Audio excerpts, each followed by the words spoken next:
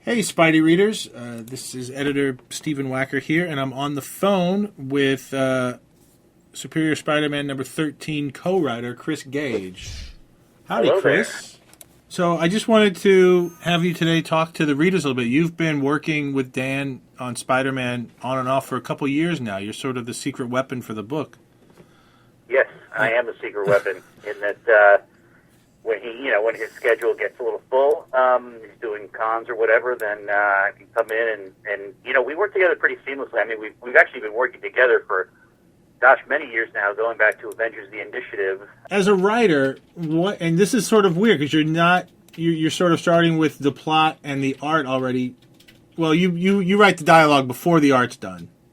I do, yeah. So what is just to give anybody out there who might have aspirations of being a comic writer one day, sort of what is your process when you're doing this kind of writing, when you already have sort of the plot laid out for you?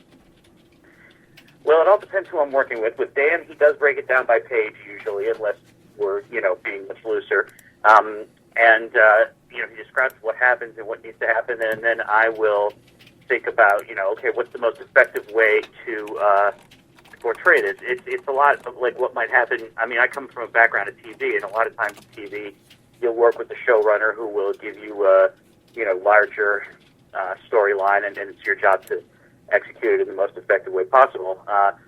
Dan will say, okay, on this page, our cliffhanger at the end, for example, of the previous issue, issue 12, was, the big shock was that Spider Slayer says to Superior Spidey, there are all these civilians in danger. You can't save them all, and you can't catch me. Who are you going to save?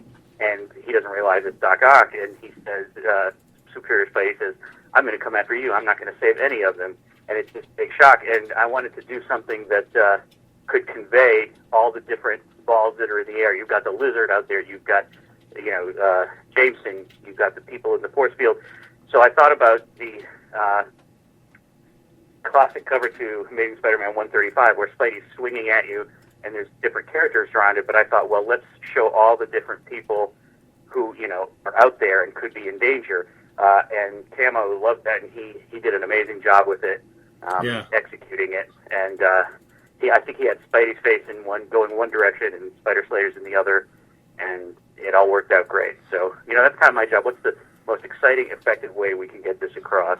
And then, of course, in the dialogue to make it work. Like, there was a part people seem to like in issue 11 where, Spider Slayer is sort of tongue-in-cheek saying, oh, I found God, I'm a changed man. And Superior Spidey saying, come on, you don't just go from being a criminal and a murderer to a good guy overnight, and then he just cuts himself off. Because That's exactly what he's supposedly done. So, and in many ways he has, but he's still Doc Ock underneath it all.